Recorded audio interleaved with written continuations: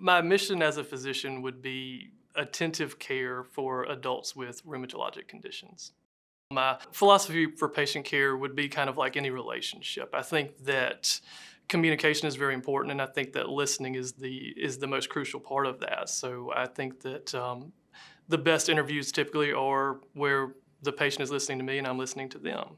I also think that it's really important to try to form the treatment plan more as a team rather than me just saying, hey, let's take this medication.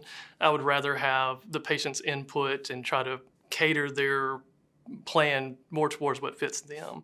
With rheumatology, going back to medical school, I think back to when we were studying for rheumatology on tests and things. All my classmates kind of cringed, but I found that I kind of liked the material, so it was always kind of an area of interest for me. I also like the continuity that it provides. Getting to see someone long term, you get to see teenagers become adults and adults become parents and parents become grandparents and grandparents become great-grandparents and so on and so forth, and I find that rewarding.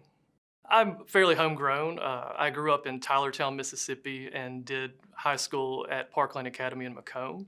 And then I did my undergraduate training at Mississippi College. And then from there on, it was medical school, residency, fellowship, all at University Medical.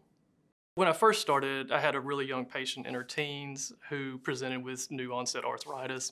And it was pretty severe. She was basically struggling to get out of bed in the morning. And the goal and what she'd always worked towards was to be a cheerleader.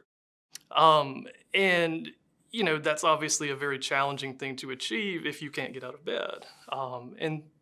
With finding the right treatment and a lot of work from her, she was able to become a cheerleader at Mississippi State. Unfortunate choice of school, but still proud of her nevertheless.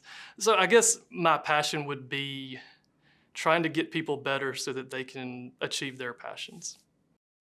With 3 kids, we stay pretty busy on the weekends and the weekdays after work with different activities, sports, coaching, things like that.